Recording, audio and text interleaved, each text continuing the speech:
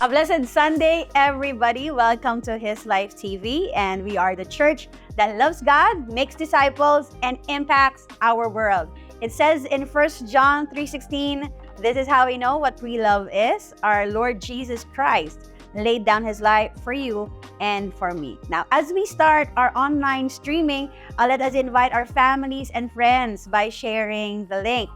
Share the link via Messenger, i-share nyo po yan sa inyong mga GCs, and of course, ating mga communities. We would love them to hear the Word of God today. Of course din po, gusto din po naming malaman kung saan po kayo nanonood. So, down in the comment section, type in the place or the location where you are watching from. If you are watching from Luzon, specifically Pampanga, Bataan, Baguio, or kung saan man po, natutuwa po kami at kasama po namin kayo.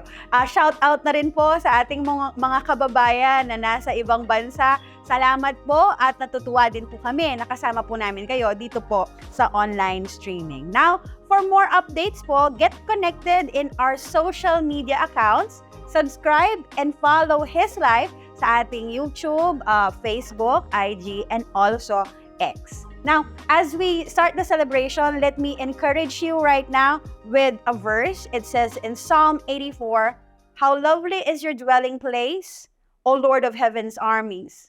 I long, yes, I faint with longing to enter the courts of the Lord. With my whole being, body, and soul, I will shout joyfully to the living God." It says here na tayo po talaga, we have this longing for the presence of the Lord. Now, right now, can I invite everybody? Just bow your heads, close your eyes, and let's pray.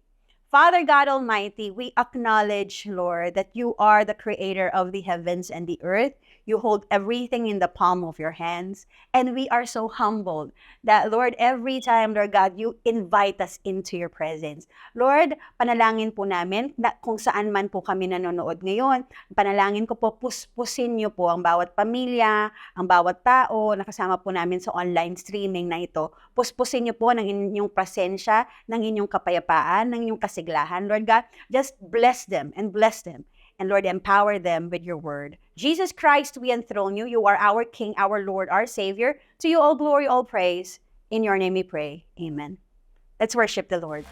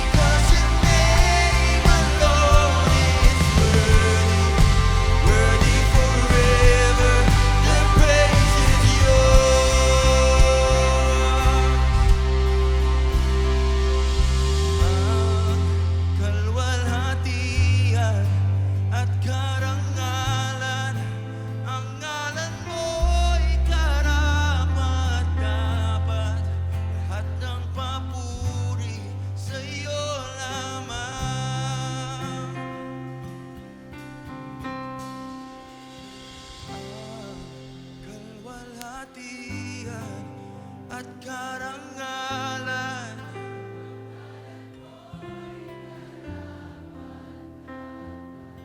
Lahat ng papuri sa iyo lamang.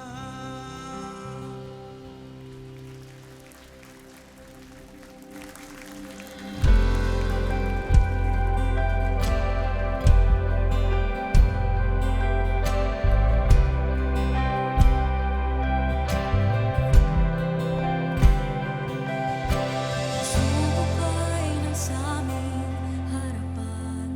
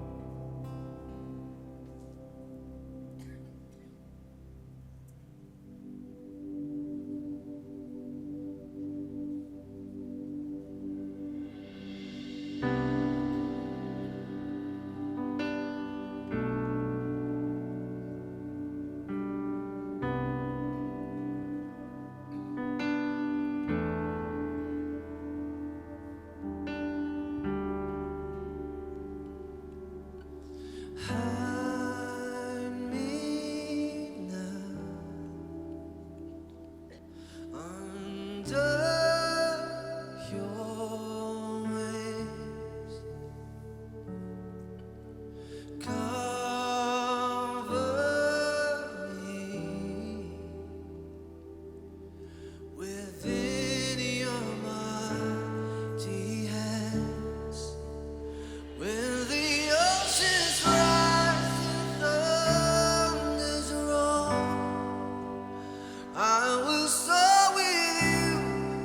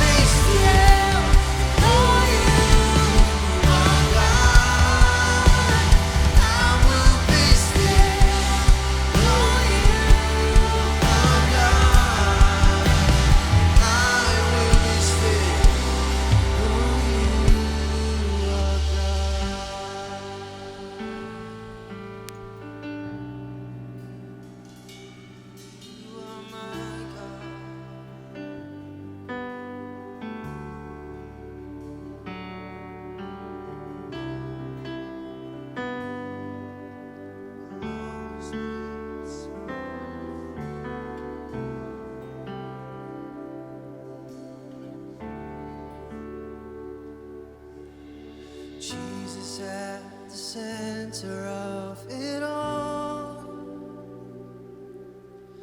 Jesus at the center of it all.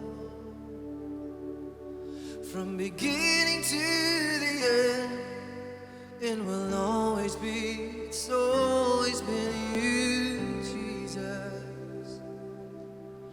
Jesus. Jesus at the center of it all. Jesus at the center of it all. From beginning to the end, and will always be, it's always been you, Jesus. Jesus, nothing else matters. Nothing in this world will do.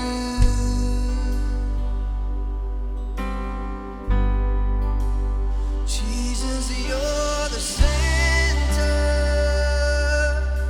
and everything revolves around you. Jesus, Jesus, be the center of my life. Jesus, be the center of my life. From beginning to the end, and will always be, it's always been you, Jesus. Jesus, nothing else matters. Nothing in this world will do.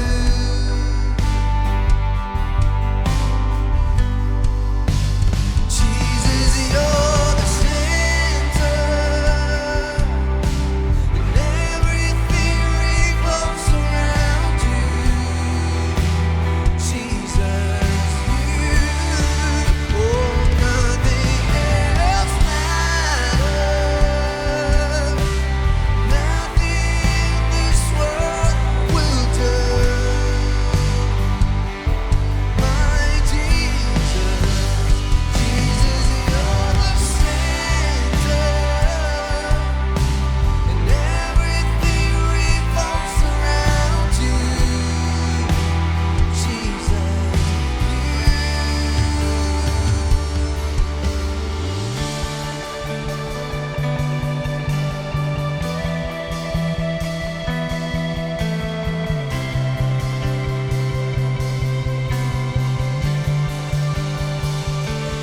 from my heart to the heavens, Jesus, be the center. It's all about you. Yes, it's all about you. From my heart to the heavens, Jesus, be the center. It's all about you. From my heart to the heavens, Jesus, be the center. It's all about you. Yes, it's all about you. From my heart to the heavens, Jesus, be the center. It's all about you. Yes, it's all about you.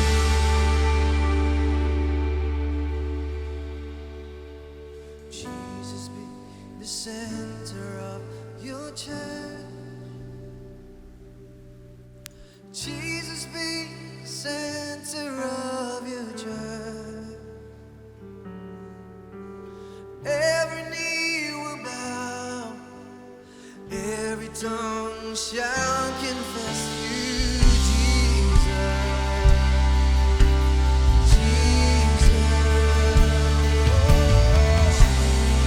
What a beautiful name, Jesus. What a powerful name, Jesus.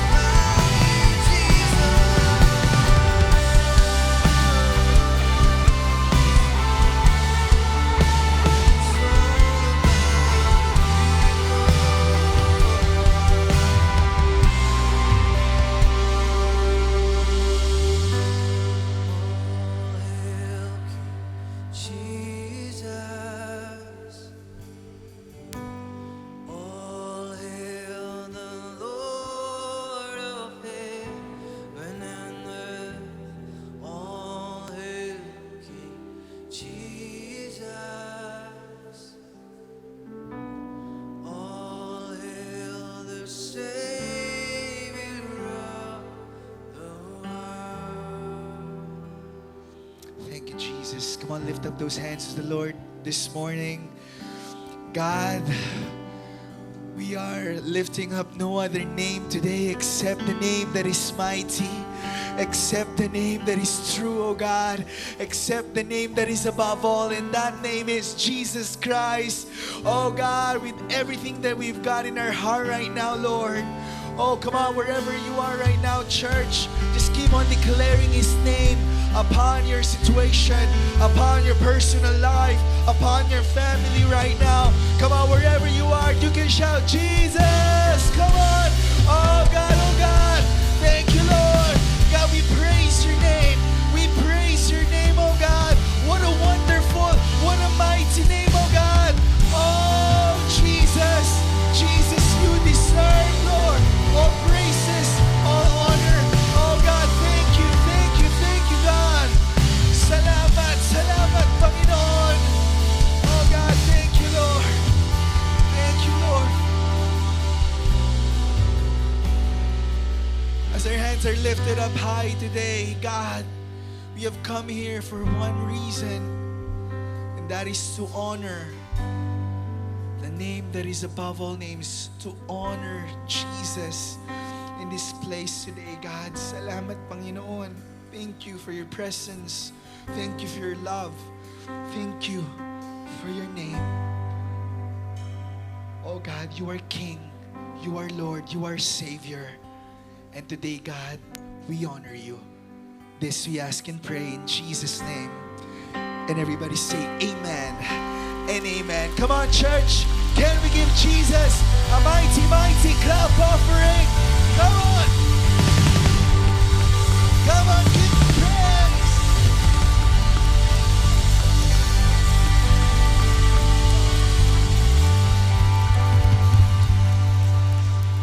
Amen. Amen. Praise God. Minsan pa nga po, lahat po ng punong-puno ng pasasalamat sa Panginoon, buong lakas, palakpakan po natin ang Diyos ngayong umaga. Come on. Thank you, Jesus. Thank you, Lord. Praise God. Good morning, everybody. Welcome to His Life City Church. Welcome po sa ating Sunday Worship Celebration. Sino pong excited ngayong umaga? Magsabi naman ng amen.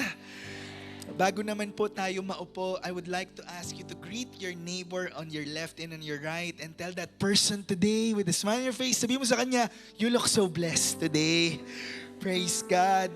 Amen. Tayo po lahat ay maaari ng maupo. Praise God. Oh, thank you, Lord. Thank you, Lord. Thank you, Jesus. Amen.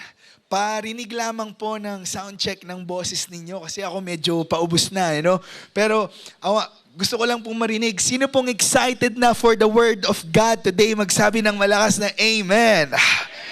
Thank you, Jesus. Today po, I wanna go directly to some of the things na gusto ko pong pag-usapan. And I pray, yung topic po natin ngayong umaga, it's gonna help all of us even in our everyday lives. I remember po a few years ago when I was still working in the medical field po, there was something interesting na natuklasan ko po based on studying different sickness or diseases.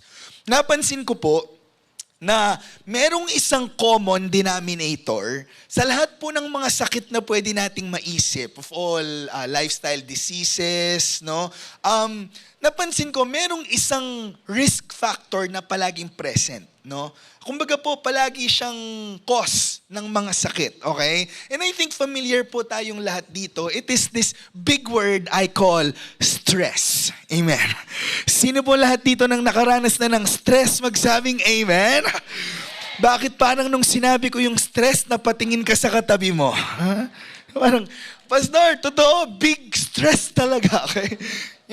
I think tayo pong lahat nararanasan po natin yan. Nobody's exempted, And according pa nga po sa isang recent survey, sinurvey po yung mga Filipinos. Did you know that approximately around 58%, ibig sabihin, mas marami pa sa kalahati, 58% of Filipinos daw said that they are stressed currently. Ibig sabihin ngayon, okay?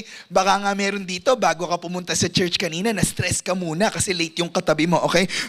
Alam mo yun, parang baka meron ka munang napagdaanan or something. And I think it's common para po sa ating lahat.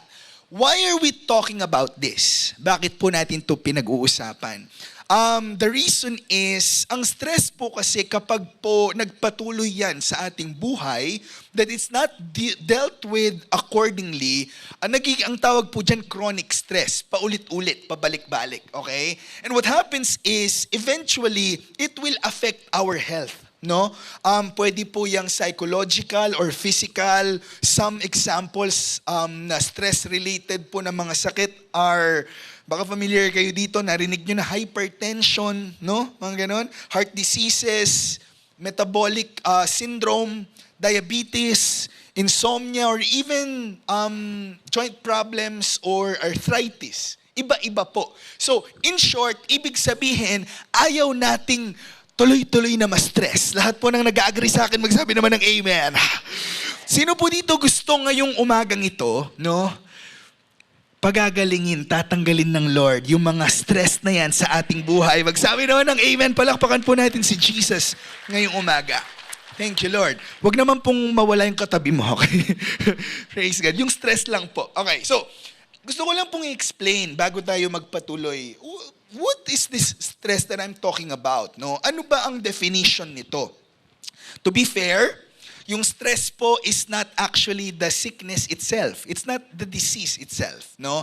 Pero yung stress po actually is our body's response, whether sinasadya po natin or sometimes involuntarily. That's how our body responds to external situations. Are you following me? Okay? Ibig sabihin, kapag po may naranasan tayong isang bagay, minsan or madalas, meron po tayong capacity to decide kung haharapin natin to na stress tayo or hindi. Are you following? Okay. So, right now, we're gonna try to deal with our response to our situations. Tatry nating baguhin. Yung dati, kung dati, pag may nangyari agad, stress ka na agad. Ngayon, pwede naman pala na piliin na iba ang ating response. Interestingly, the Apostle Paul gives us a lot of biblical but at the same time practical advice, no? Kung paano po tayo pwedeng pumili ng mga response instead of responding in a stressful way. Let's read Philippians chapter 4 verse 6. A few things po dito sabi ng Bible, be anxious for nothing. Yan, response po yan. Sino po dito yung gusto mo, instead of worrying, pipiliin mo na hindi ka mag-worry. Magsabi naman ng amen, no? Sabi po sa ibang translation yan, do not worry. Ano pa? In everything, by what? By? Pakisigaw po, ano by? Prayer. Ibig sabihin, pwede pala na kahit meron kang ganyang sitwasyon, pwede palang piliin mo na ang maging response mo ay manalangin. Ang tanong, have you prayed about it more than you've complained about it? No, seriously speaking, no? Pinag-pray mo na muna ba yan bago mo pinost sa social media? Alam mo yun? Napag-pray mo na ba yan bago mo siya inireklamo or pinag-usapan ng matagal? Kasi baka pala pwede namang ipanalangin. How about this? Sabi niya, prayer and supplication. Next, sabi niya, with thanksgiving. Ibig sabihin, pagpapasalamat. Sino po ditong naniniwala na kahit maraming challenges sa buhay, ang dami-dami mo pa rin pwedeng ipagpasalamat sa Panginoon. Amen? Palakpakan naman po natin si Lord doon.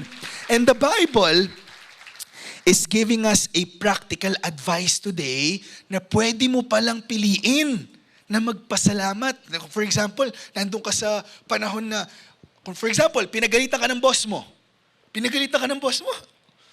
Diba? Usually kapag ang dati nating response, puro stress, ano ba yun, magre-resign na ako, ganyan, something, no? Ngayon pala pwedeng, okay, kalma. Okay? Hingang malalim. Mag-pray mo. Pasalamat ka, Lord. Salamat po. May boss ako. Kahit ganyan siya. Amen. But you know what I mean. Alam niyo po yung ibig ko sabihin, no?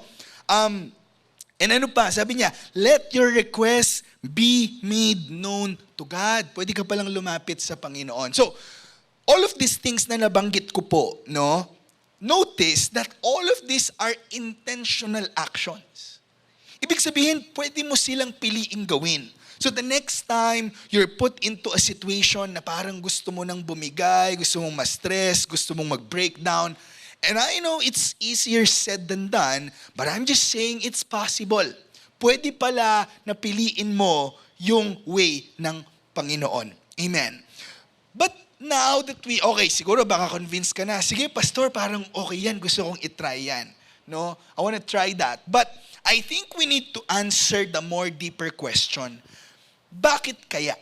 Bakit tayo ini-encourage ng Bible na manalangin, magpasalamat, lumapit sa Panginoon, at hindi mag-worry? Why are we encouraged to do so?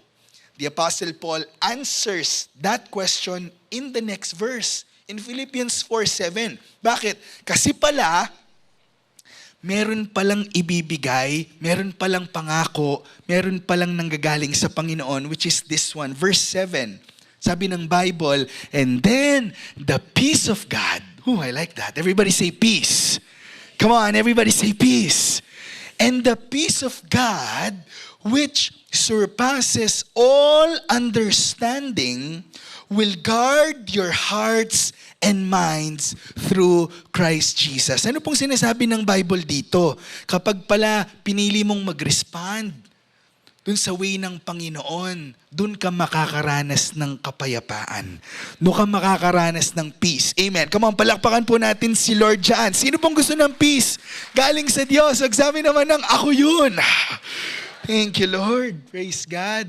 Tingnan mo ngayon katabi mo. Sige, encourage mo siya. Ganyanin mo siya sa likuran. Sabi mo, do not worry. Come on. Baka kanina pa lang papunta kayo dito, may mga sinasabi siya sa'yo, paano na? Okay. Don't worry. Amen.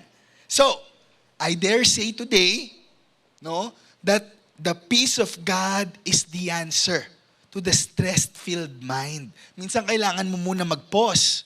Minsan kailangan mo munang mag-rest.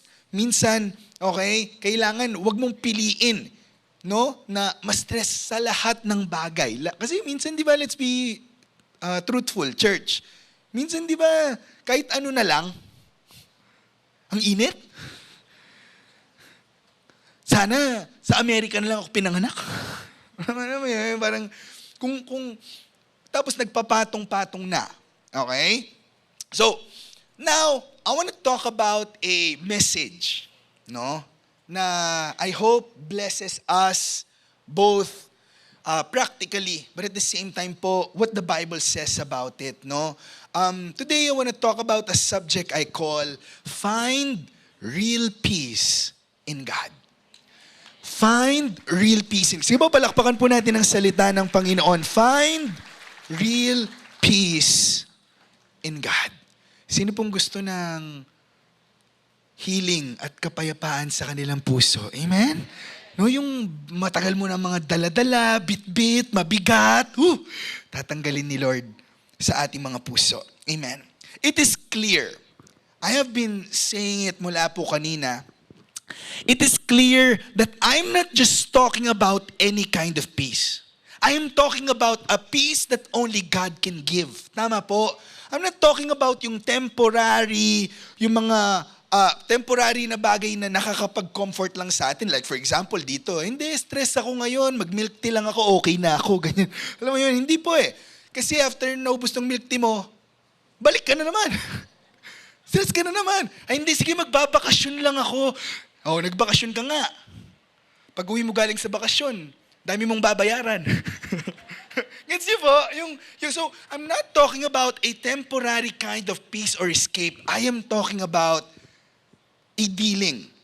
A peace that calms our hearts na nanggagaling po sa Panginoon. Okay? Ang tawag po ng Bible dyan kanina, kung napansin po ninyo sa Philippians, it is called the peace of God through Christ. Hello?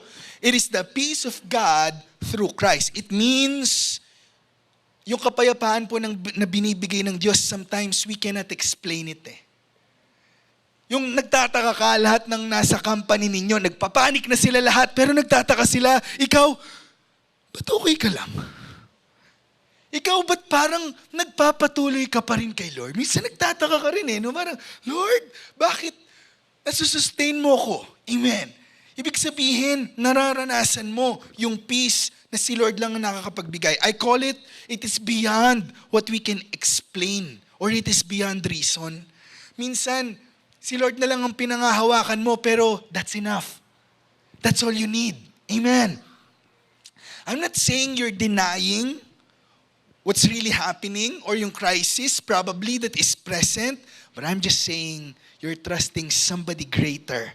Nagtitiwala ka dun sa mas may control sa iyong buhay. Palakpakan po natin si Jesus ngayong umagang ito. Amen. The peace of God is far above every human experience. Hindi po ito yung parang, ay dati nalagpasan ko na yan kaya magiging okay na ako. No, you are actually relying on what God does in our life. And of course, yung peace na yan, I call it heavenly in nature. Hindi po yan katulad ng peace na binibigay ng mundo. Si Lord lang po ang kayang magbigay po nito. Huwag po kayong mahiya to admit that sometimes nasistress tayong lahat or baka minsan hindi naman yun o baka minsan may mga tanong tayo sa buhay. You know what? Me and you, magkakasama po tayong lahat dyan. Even the disciples in the time of Jesus, did you know that they were also people like us na minsan may mga agam-agam, no? Minsan meron din po silang mga tanong. I remember a story in John chapter 14, no? This was a time wherein si Jesus po, he was talking to his disciples privately and he was telling them what he prepares for them for eternity in heaven. Imagine niyo po, no? Ang ganda ng topic nila, no? Sinasabi ni Jesus na darating yung time, they're gonna spend eternity, he's one with the Father, they're gonna be with each other. Ang ganda po nun. Kaya lang, dito po sa story na to, lumilitaw po yung human nature. Yung human nature po na, sino po dito minsan nag-agree na tayo, may ganito po tayong ugali na minsan gusto natin malaman muna bago tayo kumalma. Alam mo yun? Yung parang gusto natin maintindihan. Hindi nga, kunwari for example, may pupuntahan tayo. Hindi, saan nga? Okay? Hindi, explain mo. Gusto kong maintindihan. Tama? And I get that, no? But during this situation, look at this. John 14 verse 4, sabi po ni Jesus, you know the way to the place where I am going. Oh, sumagot si Thomas. Look at verse 5. Sabi po ni Thomas, Thomas said to him, Lord, we don't know where you are going. So how can we know the way? Mas nalito tayong lahat. Okay? Kasi po, sabi niya, okay, pinapakita ni Lord sa kanila yung way. Tapos, ang sagot ni Thomas, hindi nga namin alam sa kapupunta. So paano? Sino po yung nakaka-relate minsan pagka nagpe-pray tayo sa Lord? Minsan ganyan tayo, no? Yung sabi ni Lord, oh, ibibless kita. Oo nga, Lord, ibibless mo ako. Pero nakita mo na ba yung wallet ko? Gets nyo po? Yung minsan yung we want to see evidence, no? O kaya, sige, bibless ko yung future mo. Oo nga, Lord, pero paano? Gusto kong makita. And then Jesus answered.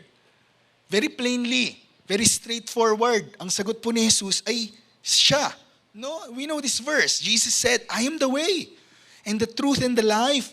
No one comes to the Father except through me. If you really know me, you will know my Father as well. From now on, you do know Him and have seen Him. Hindi okay na yun, nasagot na. Okay ka na, Thomas? O, sumagot si Philip. Sabi ni Philip, okay Lord, show us the Father and that will be enough for us. May request pa.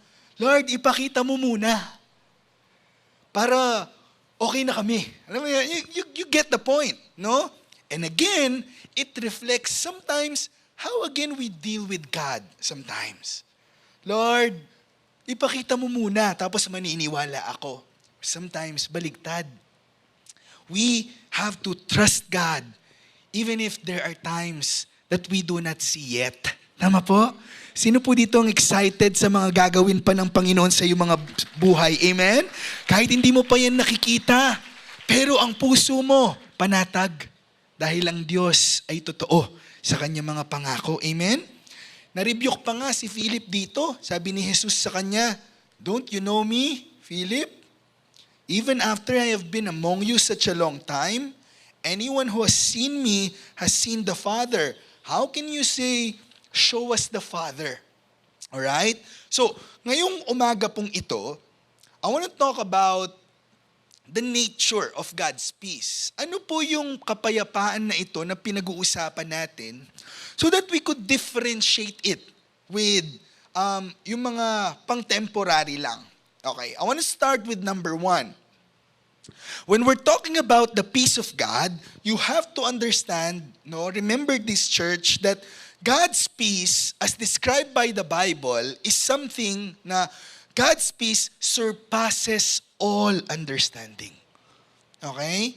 Ibig pong sabihin, may mga pagkakataon, na naalala ko yung preaching last Sunday, about rest. Yung sinasabi po doon, yung sometimes real rest is not about understanding, but it is about trusting. Do you remember that? No? So, I also want to echo that right now. Pag pinag-uusapan po yung kapayapaan ng Panginoon, hindi yan nakarely sa explanation ng tao. Okay? I remember a story in Matthew chapter 8.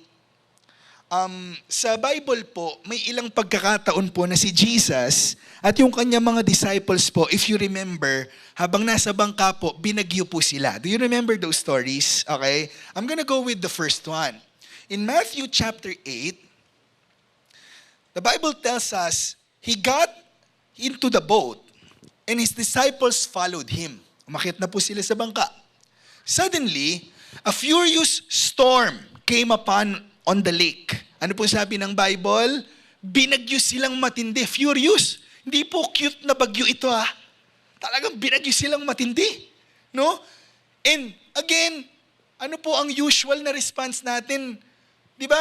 Minsan po panic. Right? Naalala niyo po nung umulan kamakailan, yung tuloy-tuloy. Do you remember? Yung pag-ulan po na tuloy-tuloy. Wala na akong ibang example. I remembered myself. No? Nung tuloy-tuloy yung ulan, dun sa bandang harap ng bahay po namin, napansin ko, medyo tumataas na yung tubig. No? Syempre ako talagang, alam mo nung ginawa ko, nakamonitor ako. As if mapipigilan ko, di ba? Talagang nandun ako. Ninitingnan ako, ano ba, hanggang liig na ba? Parang ganun no? It is our response to those types of crises. But interestingly, pag binasa po natin yung verses na to, habang binabagyo po sila, sabi pa nga ng Bible, the waves swept over the boat. Parang medyo out of picture yung next line, pero it's amazing. Ano pong sabi ng Bible? Anong ginagawa ni Jesus habang binabagyo po sila? But Jesus was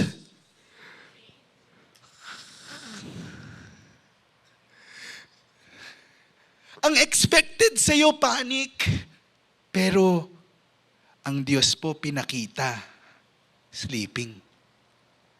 Ibig sabihin, I don't know about you, but I think that is an obvious expression of His authority over any storm na pwede mong pagdaanan.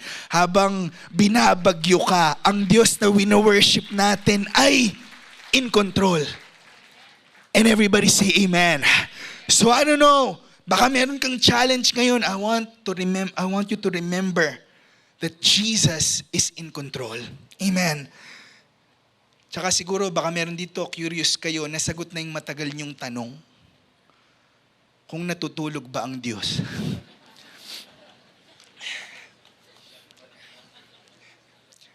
Hindi ko nasasagutin. Basta biro lang po. That's beside the point.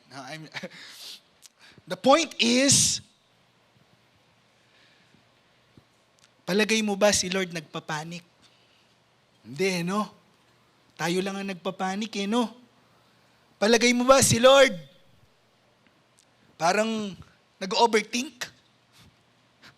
Pag nag-pray ka sa Kanya, palagay mo ba nagpapanik si Lord na, Lord, bless mo yung pamilya ko. Tapos, palagay mo ba si Lord paano na yung pamilya mo? Ano nang gagawin natin sa'yo? Hindi po eh. Yun po yung kapayapaan na nanggagaling sa Diyos. Di mo maintindihan eh, Lord, alam ko, di ko naman matatakasan lahat ng bagyo sa buhay. Pero alam ko may sinasabi ka eh, dun sa pagtulog mong yun eh. Amen. Tuloy ko yung verse. Sabi niya, the disciples went and woke him. Ginising nila siya. Saying, Lord, save us! We're going to drown! Again, ganyan po ang isip natin ng tao. Advance mag-isip. Hindi pa nga nalunod, malulunod kami! O, di ba tayo ganyan? O, dumating lang yung bill ng Meralco, ano na?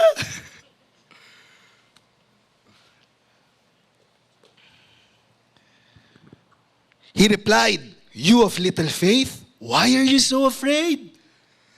Then he got up and rebuked the winds and the waves. Look at the miracle, church. And it was completely calm. Wow, come on, give Jesus a big, big clap offering. Bagyo nga, pinapatahimik ng Diyos. Yun pa kayang gulo sa isip mo. Kayang-kaya ni Lord yan. Amen? Sabi po ng Bible, the men were amazed and asked, what kind of man is this? Even the winds and the waves obey Him. Amen? God's peace surpasses all understanding. I'm not preaching na takasan mo yung problema mo. No.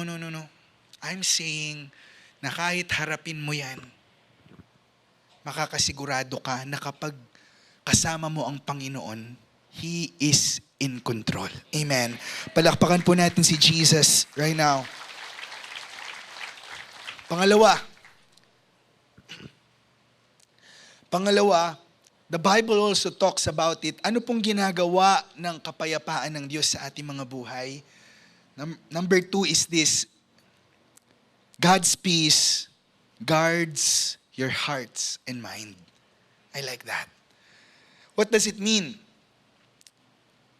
It means, ang kapayapaan po ng Panginoon, yan po yung isa sa pinakamatinding panlaban natin sa takot, sa mga negative thoughts. Tama? Yung mga bagay po, yung mga worry na pumapasok sa ating buhay. In Matthew chapter 14, kanina Matthew 8, ngayon, in chapter 14, there was another time wherein the disciples got into a storm. Binagyo na naman po sila. Alam niyo po nung ibig sabihin nun, lapitin talaga sila no? Lapitin ng bagyo no? Talagang, let's look at the story. I want you to use your mental picture right now. Sabi po ng Bible in Matthew 14:22, immediately, Jesus made the disciples get into the boat and go on ahead of Him to the other side while He dismissed the crowd. Verse 23, after He had dismissed them, He went up on a mountainside by Himself to, anong gagawin daw ni Jesus? To pray. Imagine niyo si Jesus umakyat ng bundok, nanalangin. Later that night, He was there alone. And the boat was already a considerable distance from land. Nakalayo na po ito. Buffeted by the waves. Ayan na. Binagyo sila ng matindi. Buffeted by the waves because the wind was against it. Imagine niyo po, si Jesus umakyat ng bundok na nalangin, yung mga disciples na sa kalagitnaan ng katubigan, binagyo po sila, matataas yung waves, siguro nagpapanik na sila. Siguro sabi nung isa, alam mo yun, yung, siguro kung ako yun, no? O tapon nyo na si Judas, parang gano'n. Kasi pag nagpapanik minsan, kung ano-anong naisip mo no? Look at the next verse. Shortly before dawn, Jesus went out to them. Kung kanina natutulog siya, this time He comes to them with another statement of authority. You know what He does this time? A few chapters ago, pinakita niya na kaya niyang matulog at magpatigil ng bagyo. Ngayon, the Bible tells us, He went to them, He was walking on water. Walking on the lake. I don't know about you, baka hindi na tayo na-amaze masyado kasi narinig na natin yung story na to. Pero imaginein mo, si Jesus po naglalakad sa tubig. Amen. Pwede ba natin siyang palakpakan doon? Come on, come on. That is amazing. Bakit yung katabi mo ba? Nakapaglakad na ba yan sa balde? Hindi, wala. Si Jesus lang may kaya nun. He was walking on water. You know what that statement says? That is another statement that says, yung mga bagay na kinakatakutan mo, nilalakaran lang ng Panginoon. Tinatayuan lang ni Jesus. Come on, that is Him in authority. You know what He said to them? He literally went there for a very specific reason. Alam mo, para saan? Para kausapin yung disciples and told them in verse 27, He said to them, take courage. It is I. Do not be afraid. How about you? Baka meron dito ngayon, binabagyo ang buhay mo ng sitwasyon, challenges, maybe a crisis, I don't know. But this is what I know. The Jesus that we have been worshiping and honoring and singing to and listening to, alam nyo, He is a God who is above every situation sa buhay mo. Tanggapin mo ang mensahe ng Diyos sa atin. Take courage. Sabi ng Panginoon, it is I. Do not be afraid. Pwede mo bang encourage yung katabi mo? Sabi mo sa kanya, huwag kang matakot. Amen. Praise God. Sasamahan tayo ng Panginoon. Come on, give God a big hand of praise. Palakpakan po natin si Jesus. Sino po yung lumalakas yung loob ngayong umaga? Magsabing amen. Whew. Thank you, Lord. Napakalinaw po no na when Jesus comes into the picture, suddenly it changes. Yung word po na ginamit was, sabi niya, and peace shall guard your hearts and minds. Remember? Sabi niya, peace shall guard your hearts and minds. What do I call that? Actually, I call that a verbal paradox. Ano pong ibig sabihin nun? Kasi ang pinag-uusapan po kapayapaan eh. Tama? Like serene and everything, parang kalmado. But it also talks about an active word means guarding. Right? Yung guarding actually is a warrior's duty. Tama? So, ibig sabihin, the peace that I'm talking about here is not a passive kind of peace. It is the peace of God na magagamit mo, no? Na panlaban doon sa mga negative thoughts that's trying to get into your head and into your heart. Amen. Palagi kang bumalik doon sa identity mo sa Panginoong Jesus. Amen. Palagi kang bumalik doon sa word ni Lord. Palagi kang bumalik sa Bible. Palagi kang bumalik doon sa pangako ni Lord para sa iyo. That peace will guard your heart and mind in Christ Jesus. The peace of God guards our hearts and minds against fear. Against, baka meron dito nakakaranas nito, against overthinking. Tama? Against hopelessness or even despair or worry. Wow. Excited po ako. Imagine this. Imagine a group of people, a community wherein we stop allowing the enemy to bully us in our hearts and in our minds. Amen. Because now we know that the God that we worship, okay, gives us peace that guards our hearts and minds. Amen? Sino pong excited na pagagalingin po ng Diyos ang ating mga puso mula sa mga worry at sa mga mabigat na ito? Amen. Palakpakan po natin ang Panginoong Yesus. Wow. Thank you, Lord. Okay, mag-smile ka sa katabi mo. Sabi mo, parang bumata ka. Ha? O, sa kabila, kanina parang nakakunot yung noo mo. Ha? Ngayon parang, thank you, Lord. O, edi masaya lunch mo niyan. Thank you, Lord. Amen. Thank you, Lord. And I wanna wrap up. I wanna wrap up with this third reminder sa ating pong lahat, no? When we talk about God's peace, una po, isang characteristic niyan is it surpasses understanding. Pangalawa, it guards our hearts and our minds. But very clearly, and I think this is the most important reminder today, Pansinin niyo po, sa lahat ng story na pinag-usapan natin kanina, whether it was Thomas, Philip, the disciples when they were in the boat, first time, second time, notice that when Jesus was talking about peace, he was not talking about the concept of giving them peace. You know what he was doing? He was actually offering himself as peace himself. Amen? Sinasamahan niya sila. Sinasabi niya na siya yung kapayapaan na hinahanap nila. Amen? And so, I want to end with this last reminder. When we talk about God's peace, church, remember this. God's peace is received in Jesus Christ. Yung totoong kapayapaan po, mahahanap lang sa Panginoong Hesus. Amen. Hindi mo yan mahanap sa ibang lugar, sa ibang bagay. Amen. Let's read Philippians 4 verse 7. Dun sa last part, sabi po ng Bible, His peace will guard your hearts and minds. But look at the last line, sabi niya, as you live in Christ Jesus. So apart from Him, wala naman po talagang totoo at lasting na kapayapaan. Palaging magiging magulo ang ating buhay kapag hindi po ang Panginoong Hesus ang naging sentro nito. Tama? When our lives are not surrendered to Him, huwag kang magtaka. Bakit may mga bagay na paulit-ulit sa iyong buhay na bumabalik? Amen. Because sometimes there's a temptation to compare yung peace na hinahanap natin. Minsan, hinahanap natin siya sa mga bagay dito sa mundo. Tama po.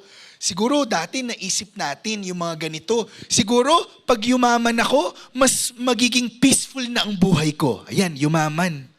Okay naman yan eh. Wala namang masama, di ba? Pero minsan napansin mo, ba't parang mas stressed ako ngayon? O kaya, siguro sabi mo, ang problem kasi doon is ginagawa nating sagot ang mga ito. Tama? We're using these things, instead na blessing sila, ginagawa natin silang something to depend on, which is not correct. Okay? Sabi siguro natin, siguro pag nakuha ko to, pag may bago na akong bahay, may bago na akong kotse, baka sasaya na ako. Eh ayun, magbabayad ka ng amilyar. May maintenance. Hello? Amen. Or maybe, sabi mo, siguro kapag ka na-promote ako, mas makakapag-relax na ako. Oh, alam mo, nung nangyari nung na-promote ka, tanong mo ano? Oh, dumagdag yung trabaho mo. Masyado mo kasing ginalingan. Amen. Siguro, kapag may sarili na akong business, siguro mas makakapag-relax na ako. Ayan, di ka makatulog. Kasi madaling araw may nag-i-inquire sa business. Alam mo yun? Gets nyo po? So, we have treated these things to solve that space in our heart when the truth is there's no other answer except the Lord Jesus. Si Lord lang po yung kayang magpuno ng puwang na yon sa ating puso. Hanggat naghahabol tayo ng bagay or ng sarili, you will never be satisfied. But when it is Jesus Christ that is the center of our heart and we live in Him, no? Yun po yung totoong sikreto sa ating mga buhay. Ano pa? Minsan po yung hinahanap natin yung sense of security. I call it a false sense of security. Sometimes we even try to find it on ourselves. Tama? Yung parang, ay malakas ako. Kaya ko yan. Ang dami ko nang nalagpasan, no? Tapos harap ka pa sa salamin, ini-encourage mo pa yung sarili mo. You got this. Ha? Napa-English ka pa. You're the man. Kaya mo yan. You're amazing. Okay naman yun. Kaya lang, you know what? It's not all the time. Alam mo, ang hirap mag-rely sa sarili. You know why? Because there are times that we don't have it in us. There are moments, you're not the man. I don't have it. And you know what, church? Sometimes, the most liberating thing is sometimes, that's okay. Because you're not called to tend for your own. Lalo na kung believer ka, you are called to depend on somebody greater than you. And that is God. Kaya wag mong sarilihin lahat. Wag mong akuin lahat. Bakit? Superhero ka ba?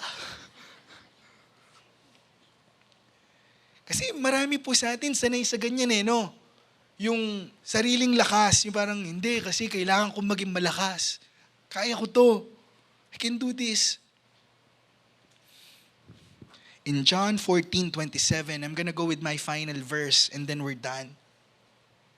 John 14:27, naalala niyo po yung story kanina. Si Thomas, si Philip, you remember? And they were asking and then may mga tanong po sila. At the latter part of that chapter, Jesus gives them the answer they've been looking for, and it is this. He said, "Peace I live with you. My peace I give you. I do not give to you as the world gives." Kumbaga, sinasabi ni Jesus, yung siya mismo, yung binibigay niya. It is the peace that is found in Him that He gives. So ano po sabi niya sa last line? Do not let your hearts be troubled and do not be afraid. I don't know, maybe somebody here, this is also the message you need to hear. You need to receive. Maybe somebody here has been struggling lately. And nobody knows. Walang may alam. But it has been a really difficult time for you. And sometimes there's a temptation to escape or maybe to fix things on your own. But what if I tell you today that He is available? That God is available. Na pwede ka palang lumapit sa Kanya. Na pwede pala, may nakaredy pala ang Diyos. You know, you don't need to live that heavy life ng matagalan. All you need to do right now is to receive the peace that God is offering to you. Baka naging sanay ka ng malakas sa iyong sarili. What if today you try to let go? Say, God, I want your way, not mine. Lord, gusto ko yung galing sa iyo, hindi yung sa akin lang. And everybody say, Amen. Pwede ba nating palakpakan at i-honor ang Diyos ngayong umagang ito? I invite everybody to please stand up. Tayo na po tayong lahat.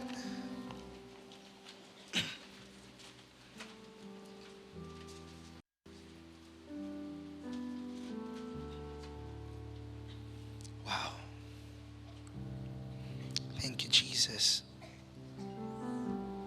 You know, I pray na paglabas po natin sa lugar na ito, hindi naman parang instantly lahat ng challenges mo mawawala, no? But I pray that even during the times that you go through a lot of storms, dumaan ka man ng bagyo sa iyong buhay, masasabi mo, Panginoon, basta ang puso ko kalmado, secured, sigurado. Because the God who promised is in control. The God who is holding my life is above every situation. That is the peace that God is offering today. Habang tayo po lahat nakayuko, sumandali, let's bow our heads and close our eyes. Maybe there's somebody here who is currently challenged. There's a heavy weight in your heart.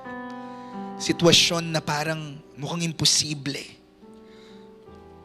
Maybe somebody here feels stuck nowhere to go.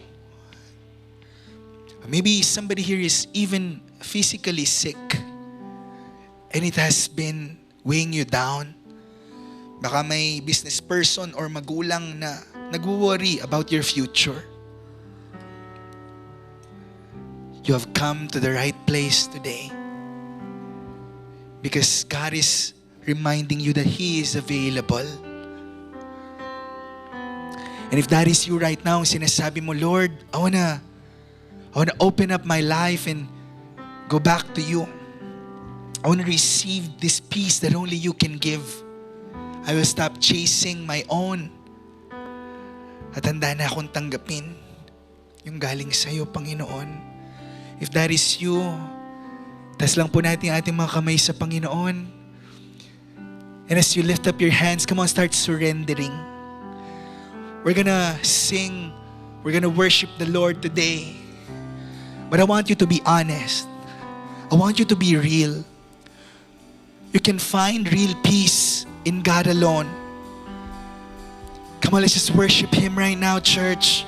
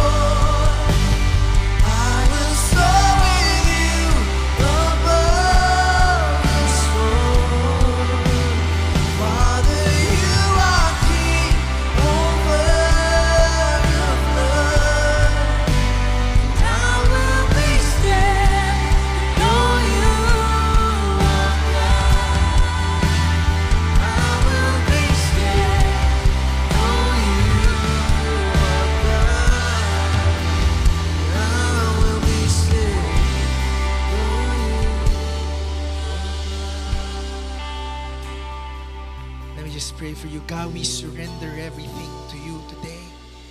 All the heaviness, all the things, Lord God, the worries that are weighing us down, Lord. God, today we surrender them in exchange of the peace that only you can give. Receive it by faith. Oh, thank you, Holy Spirit. Thank you, Lord. Right now, as all heads are bowed and eyes are closed, real peace can only be found in Jesus Christ.